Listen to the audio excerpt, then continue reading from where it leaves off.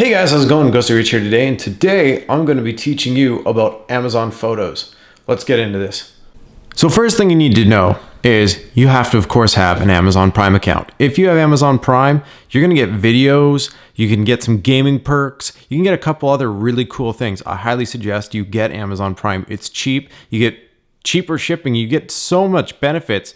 In my opinion, I think you get way more out of it than Netflix. Either way, go to this link, amazon.ca/photos. If you go there and you have a Prime account, sign in. Once you do, boom, you come into this. Now, you're probably not gonna have any photos if you've never used it before, but as you can see, I've been uploading a lot. Now, when I say a lot, this brings me to my next thing. If you are going to be uploading a lot of photos, make sure you have an unlimited plan for your data, for your computer. Yes, even home internet can be limited to 250 gigs a month. Now, if you are your average photo user, this isn't going to be a big problem.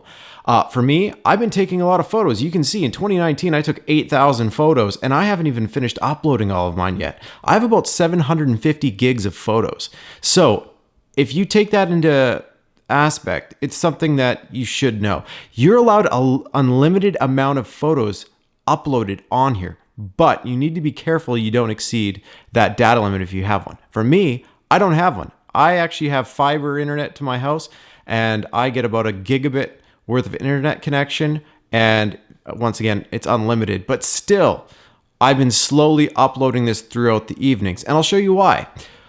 Let's go back to this first. Once you've clarified this, that you're not going to exceed your data limit, then we can start uploading photos.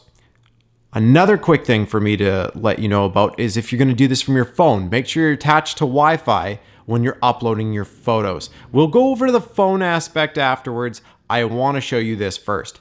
Well, first thing you need to know, there is no auto backup for your computer. You can't make it sync every time you log in. So you need to, every time you add photos to a certain file, you just drag and drop the file. Make sure that file isn't too big in size. So, for example, as you can see, I could go to 2018 and here we go. It's going to load up a whole bunch of photos from 2018. This is my old townhouse. And then I can also select a month so I can go to different months. It's really cool for categorizing things. Now, another cool thing is let's say I wanted to click on October. And oh, look, some AV equipment and a for sale sign. I'm going to also go into another thing, but I want to slow down for a second and make sure I get into the full grasp. Why is this great for even people for professional use? Well, check this out. You can hit albums. So let's say I'm like, I want to show somebody these select photos, or I want to create them into an album. I would just select those. Okay, now I can hit add to album. It's going to say, where would you like to add it? You can create an album just by putting in a title here and hitting create. After that, it'll be in its own separate album, but it'll also still remain here. So you can still use the timeline, but also have them in an album for easier access when you're looking up an album. Another cool thing, see you selected these photos, you can hit share. Now you can say, you can either email it or get a share link. I want to show you this because I think this is the coolest. Boom, gives you that. Press copy. Let's go over here and go to the top of my address bar and paste. Enter. This is what your client would get, just those photos. They cannot access your other photos, only the ones that you've given them, and they're full resolution. There is no down pixelization or anything from what you would get through Facebook and other things. So this keeps your full raw, everything from a raw to unpixelated, uncompressed image. There we go. So yeah, as I said, you can either share an entire album by going to an album and just simply checking the album. Now, if you hear heavy breathing, that is her. Let's go back here, if I didn't just make you sick. So now that I've gone through and I've showed you this, like I said, I can click on an album here. Let's say I wanted to show someone Stave Lake. I could say, share this album. And once again, just do the exact same thing and share the entire album. Really cool feature. Again, I've taken time to make sure I do this. Now, let's go to my album. The last one I uploaded was Stave Lake. I'm going to go down over here because I want to show you how easy it is to upload. So if I went down to Stave Lake, which is right here, and that was the Stave Lake crossing, I want to add Steelhead Falls. Drag, drop. And look at that. It starts uploading. Now, I like to do it album by album because at the very end, once this is fully uploaded, you can actually click on it to add to album, create your album, save it. Boom. Bob's your uncle, I guess. Twisted over my tongue there. Another thing for you to note, your storage. You are allowed only 5 gigs of video. You can purchase more. You can purchase 100 gigs, I think. If we take a look here, it'll let us know. You have exceeded, upgrade to 100 gigs. Here's your different plans. So you can actually get quite a bit of video for $30 a month if you want to back up all of your video, which 2 terabytes is quite a bit. But at that price, depending on the user, you might want to build your own NAS server. Depending. If you start hitting 2 terabytes, it's a really good idea to probably start looking at that. The only reason you'd be hitting this is if you're a YouTuber and stuff like that, like myself, and you save all your videos. Now, we've gone through uploading, everything like that. You can also download an app, but the app just brings you back to the website. So I don't know if I'd find the app that useful to download. I did, and I'm not the biggest fan of it. But again, I will leave it up to you. For the phone aspect, all you would do is click on right here. Again, you can say auto save, upgrade storage. As you can see, it wants me to upgrade because I've hit that. Auto save new folders. You can select which folders to auto save. This one you can auto backup on.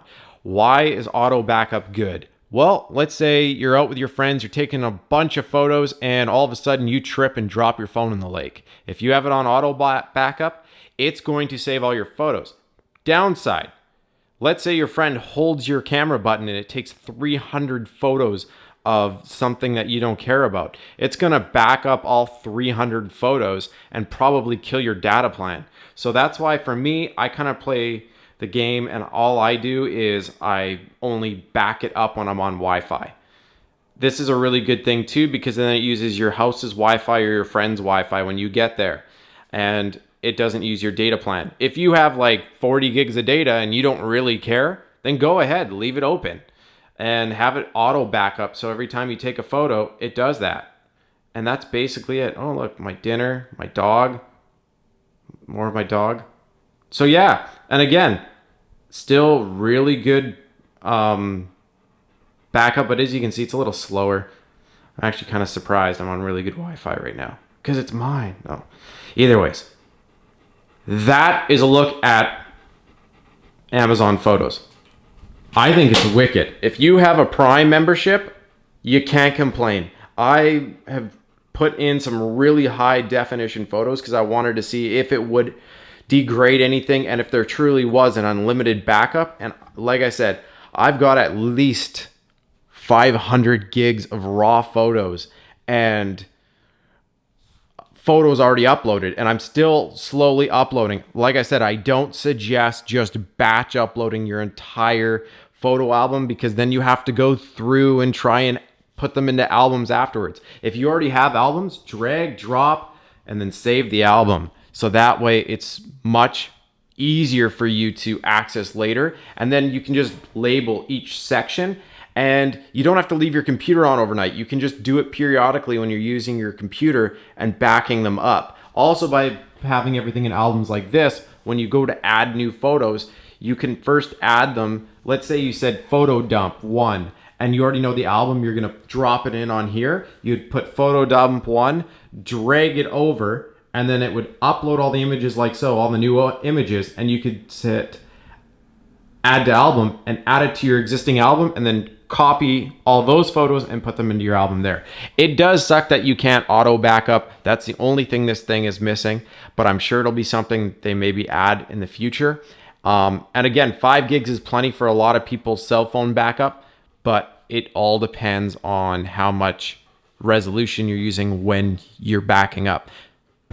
Well, that's my outlook on it. Again, I know it's not for everyone. I know I don't know how to use Fraps and all those other screensaver, saving, recording programs, but I wanted to show you, since some people on here have seen my photography work and my videography work, and I just wanted to show you a really awesome way to back up your photos, since I know a majority of people have Prime now because you get so much out of it. If you're a gamer, you get Amazon Gaming, which gives you free skins and stuff.